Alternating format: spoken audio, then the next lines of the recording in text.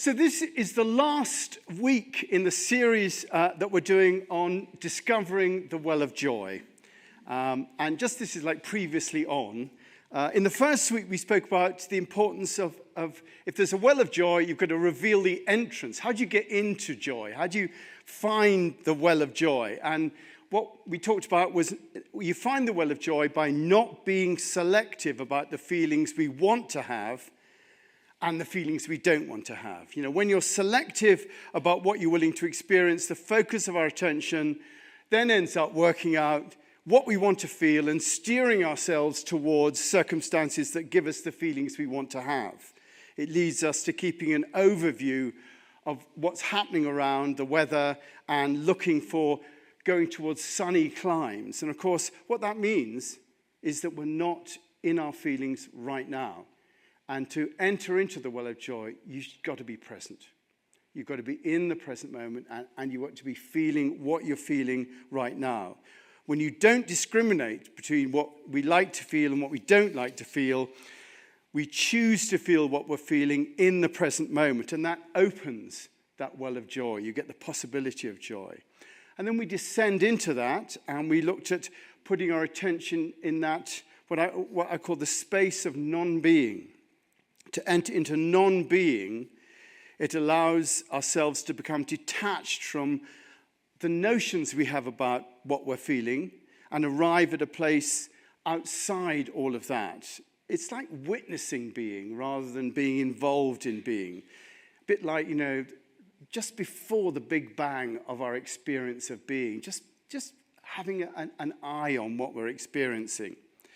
And then in the second week, we looked at going out from ourselves and moving beyond our preoccupations and really saying that joy is a function of connection. That when we connect, that's when joy starts to appear. You know, connect with, either it could be, you know, a work of art or a person or somebody. We feel that joy when we make that connection. And that joy actually is a premonition of the bliss that happens when we experience unity of consciousness, when we find that we're not only connected to each other, but we're connected to the whole of creation. You know, that's the experience people call enlightenment. It's joy and bliss comes when we have that connection. So when we connect to people, nature, works of art, we often experience joy. But if we want to experience joy, we have to have the intention to do that, the intention to connect, and the intention to accept the feelings that we've got. And then we get to that point of joy.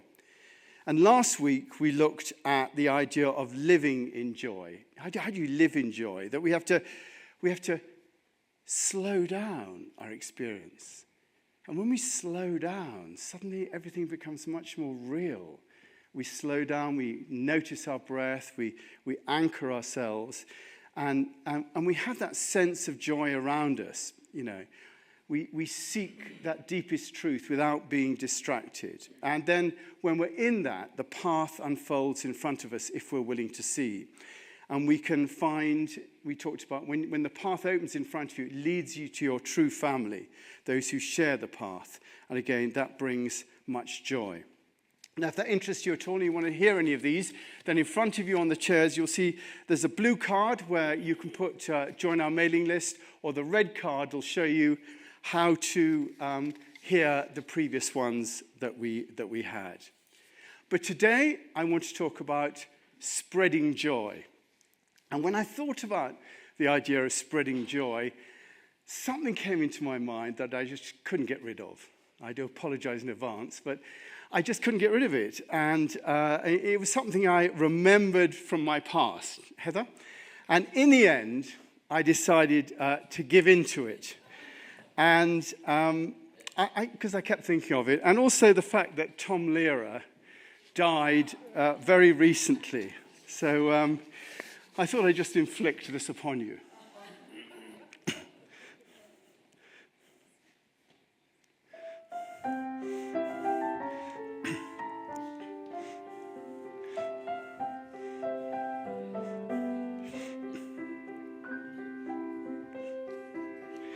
When the shades of night are falling, comes a fellow everyone knows. It's the old dope peddler, spreading joy wherever he goes. Every evening you will find him around our neighborhood.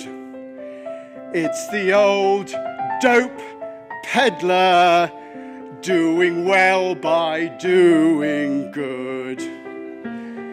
He gives the kids free samples because he knows full well that today's young innocent faces will be tomorrow's clientele. Here's a cure for all your troubles. Here's an end to all distress. It's the old dope peddler with his powdered happiness.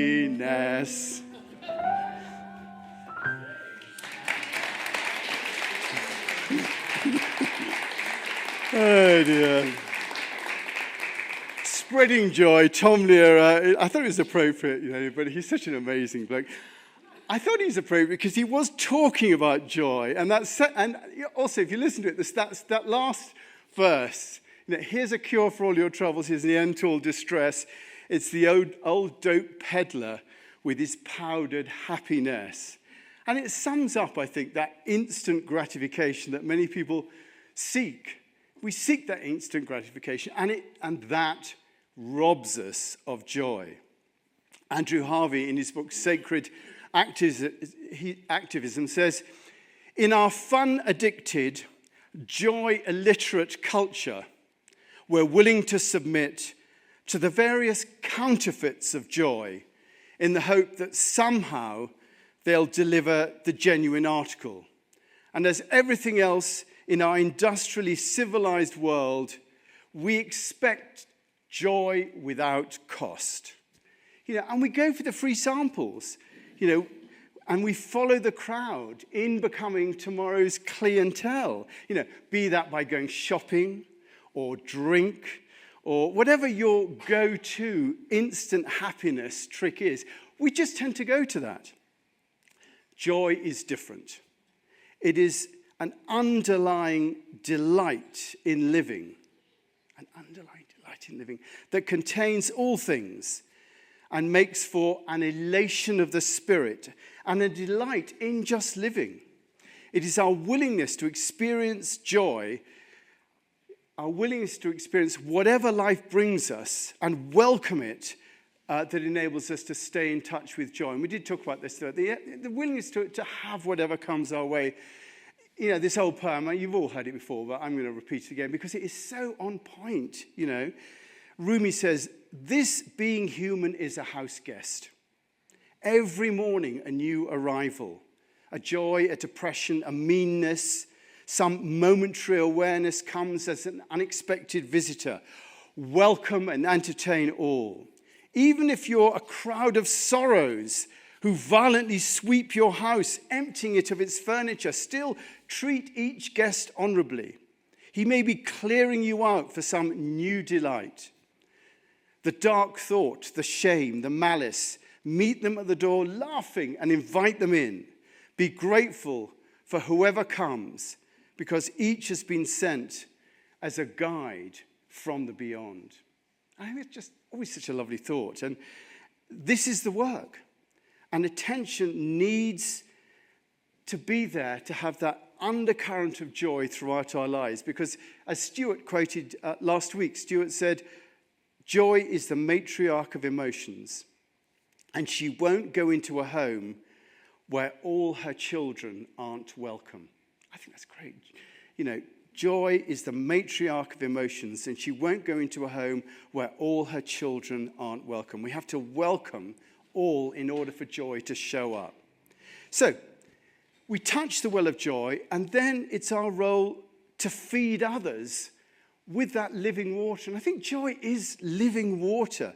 That's what Jesus meant when he talked about, I'm going to give you living water. And we do have a role in spreading joy about. And I think at this particular time, someone said to me, why are you doing joy at this moment? I thought, why not? I mean, this is a time to do joy, if nothing else, But how do we spread joy? Well, I think the first thing is making yourselves vulnerable. You have to be vulnerable enough to be able to open that contact with others and open that contact with ourselves so that joy can be communicated. Because unless people open to us, we can't offer them the joy that is found in connection. It might be as simple as someone like myself who is discouraged from singing by his family standing up and singing in front of 70 people like this.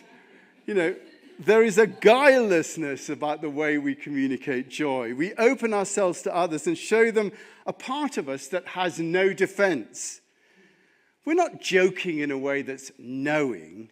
We're simply letting the light shine from within and offering that while asking nothing in return. We ask nothing in return when we communicate, spread joy. So there is a love within joy. Our definition of love here is giving with no expectation of return. So there is a love involved. And, joy is a high state. It can be prompted into happening by special circumstances. We can fall in love. We can meet an old friend. But to be a truly joyful person that spreads joy takes something special.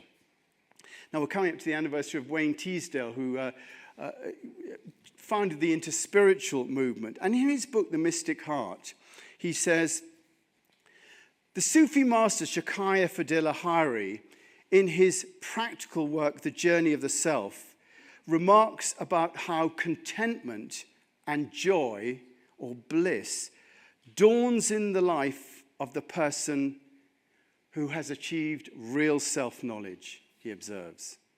When Tito goes on, once self-knowledge is mastered, so he's saying that self-knowledge is a key aspect in joy. Once self-knowledge is mastered, one attains a joy and a happiness which cannot be measured by any of the normal senses.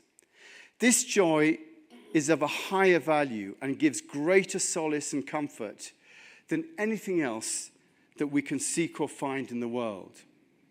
He goes on, coming into the clarity of true self-awareness, self-understanding, free of illusions and delusions, we know a continual joy. And this is what we're wanting to do, living joy, to share it. A fullness of bliss that will never pass away. It is the bliss of wisdom, that wise understanding that embraces us as we realize our inner poverty but our potential for mystical wealth, psychological and moral treasures beyond the grasp of the greedy of this world, where iniquity and injustice are so widespread. He says, self-knowledge, like all mystical knowing, gives us an invincible certitude. It gives us an invincible certitude about ourselves and divine matters. And this certitude and the clarity of our understanding partially accounts for our joy and contentment. All the great souls I know have known from the various spiritualities of the world religion have been people of great joy, humor, and contentment. From time to time, they would allow it to gush forth in laughter, and you can think of the Dalai Lama, and humor, or just sheer joy itself. Indeed, the joy of the mystic is a property that accompanies the process of inner change. Abbot Columba, a Belgian Benedictine and spiritual writer, was fond of saying, joy is the echo of God's life in us. Joy is the echo of God's life in us. Joy is an infallible indication of spiritual maturity and integrity. So that's sort of Wayne Teasdale's take on joy. And so in being able to spread joy, we have to, as I was saying last week, continually work on ourselves to develop that certitude about ourselves and about divine matters.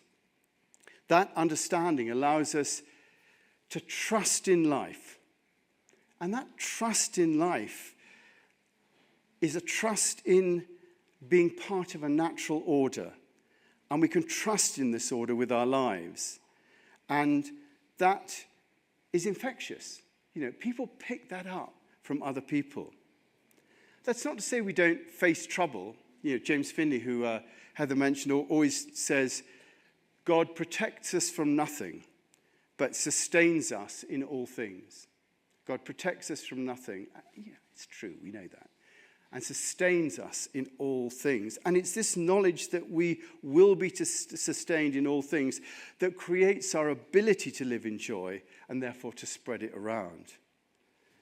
But, there are obviously things that get in the way of joy, and we have to also be aware of them, the things that get in the way of us being joyful. Andrew Harvey says, in order to return fully to joy, we must courageously confront our shadow and the collective shadow of joy's enemies in this world. Ours will not be a heroic struggle embedded in a spirit of triumphalism, but rather a sacred warriorship that perseveres in joy, regardless of what the outcome might be.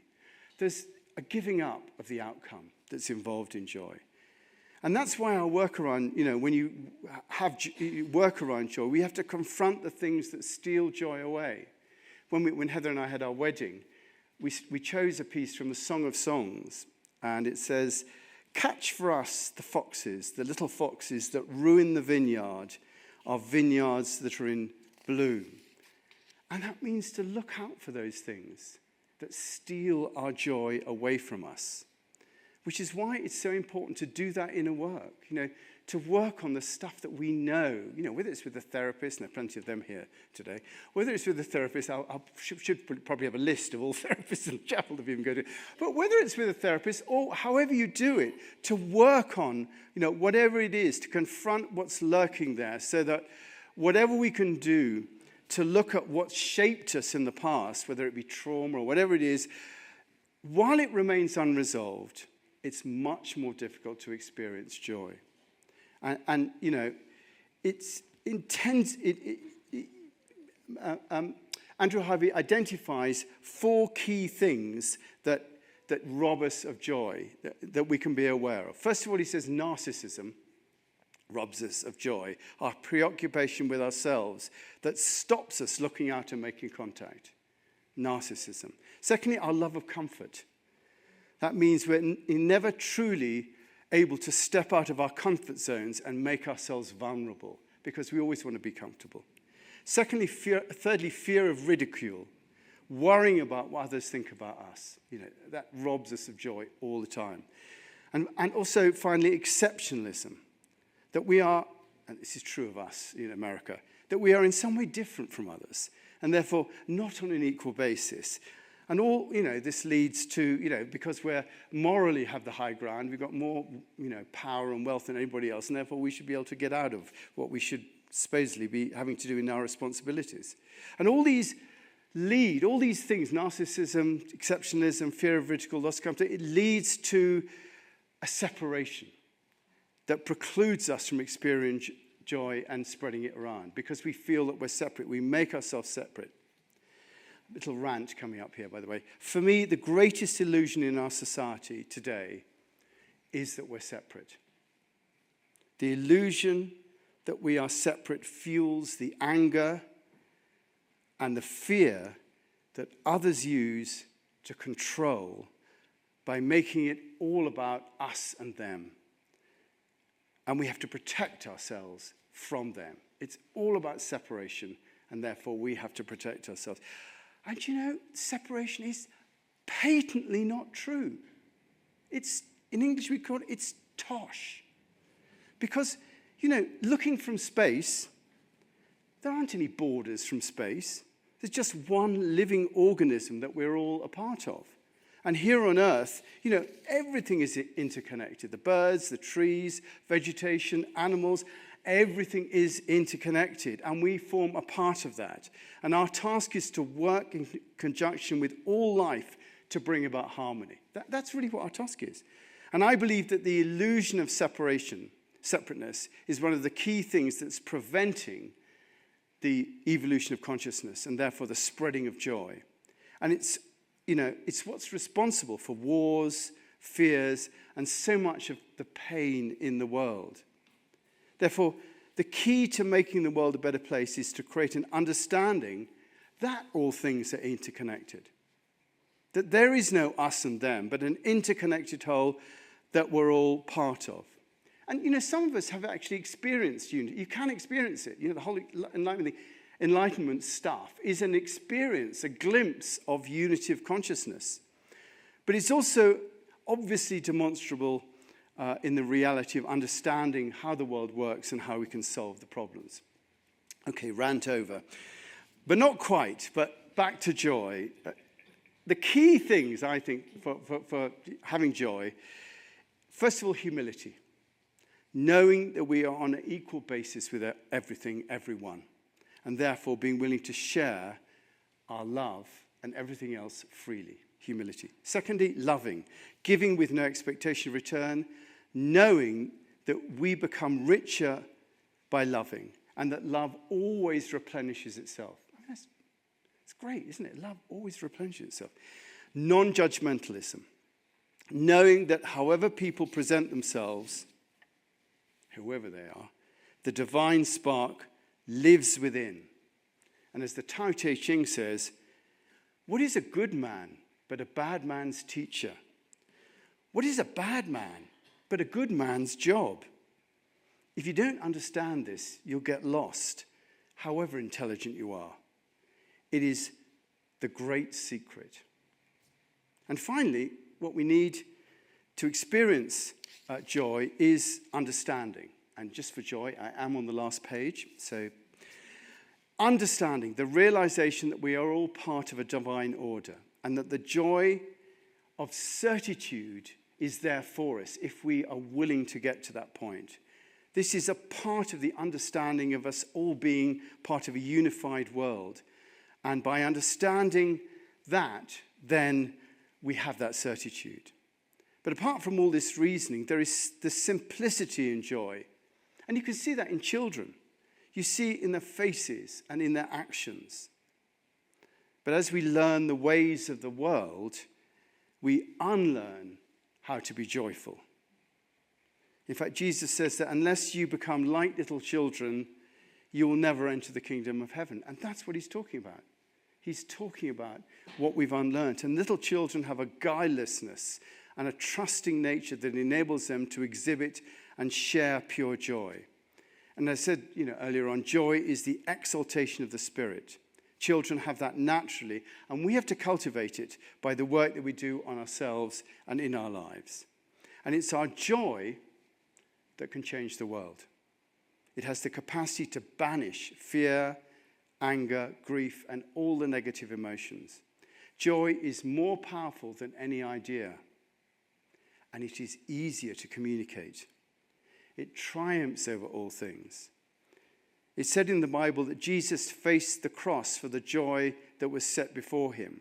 And whatever crosses we have to bear in life, it is our joy that will transform our experience of them. So take it seriously. Look at how much joy you're experiencing and decide to invest in mining that well of joy that is within you.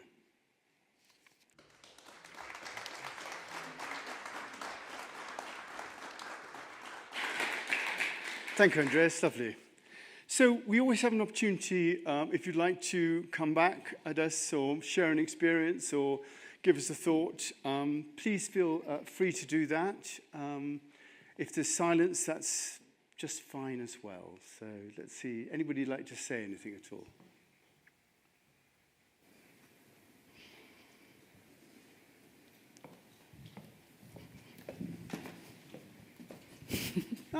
Catherine, thank you. Good morning. I just wanted to say I get a lot of joy coming to chapel. It's really simple as that. Lots of joy seeing all your faces and seeing Heather and Nicholas every Sunday. Thank you. Thank you very much, Catherine. So appreciate that. Thank you. Anybody else?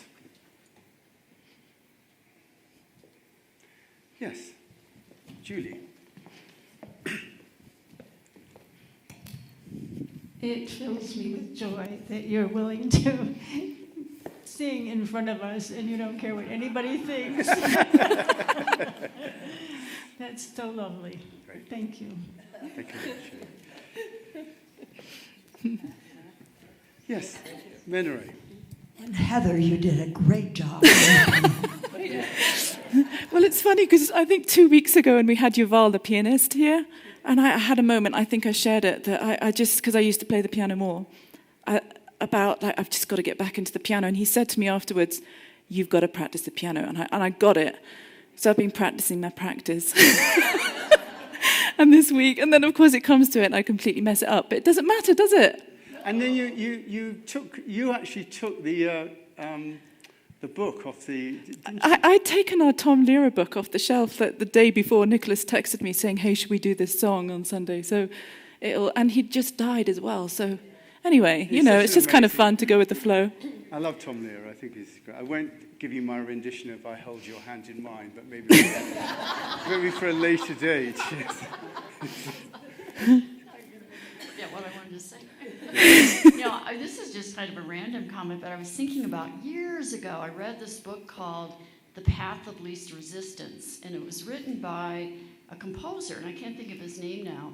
But anyway, the whole premise of the book was get the boulders out of the way, and then all of a sudden your energy just takes this natural flow towards what is you. I mean, it's everything that you're saying here. But, you want to have that joy that little kids have. They don't have resistance. They just want to get the ball or, play or something. And then now we have years of conditioning. Yes. Anyway, I find it somewhere in an old bookstore. It was a great book about getting the boulders out of the way. Yes. The path of least resistance.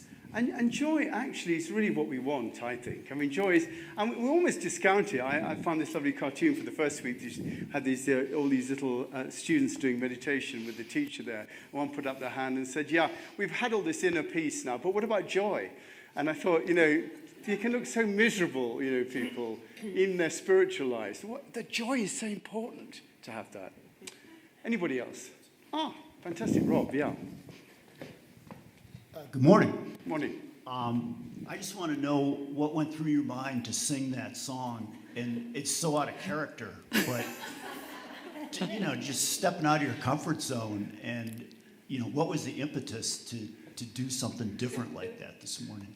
Well, my mother used to play Tom Lehrer a lot, so we used to listen to it when I was very little, and I always remember that line, the old Peter spreading joy wherever he goes. And I thought, well, that is absolutely what I'm talking about. I thought, no, I can't sing Tom Lehrer. And I thought, no.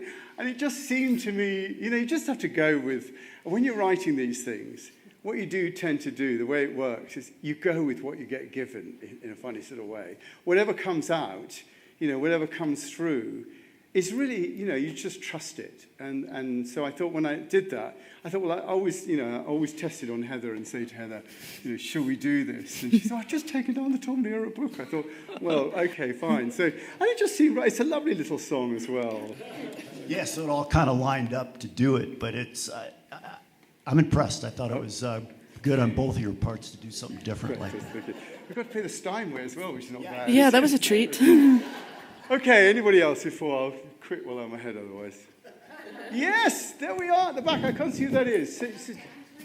Oh, Lisa, great, fantastic. Teresa, that's great, yeah. Hello, this is in response. Thank you for your courage and comfort of singing to us. I'm playing piano, but I have a friend, family member, who is on his 4th night of a vision quest.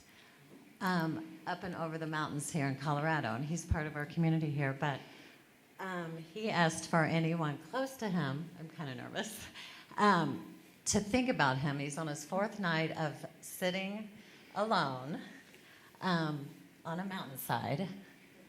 Is anyone here familiar with this type of reverence ceremony that Initiation, you do? yes, definitely. Yes, he's doing this as a grown man to enter manhood. But anyway, I just wanted to read one thing that he said to me by text, as we all think about him, his family and friends. But I just wanted to share, because this goes along with joy and clearing our minds. Thank you, sun. Thank you, water. Thank you, land. Thank you, rock. Thank you, deer. Thank you, juniper. Thank you, mountain. Thank you, river. Thank you, earth. Thank you, sky. Thank you, fire, and on and on. With reverence and gratitude in our heart, I ask this space, which means his ceremony, be made safe for sincerity. Be it calm, excitement, pain, joy, grief, praise, full, empty, or anything, let us all feel free and at once respect each other. And what's his name? His name's Daniel. Daniel. I'll put him down and we'll mention him in the prayers as well. Thank you so much. I so appreciate that, Daniel.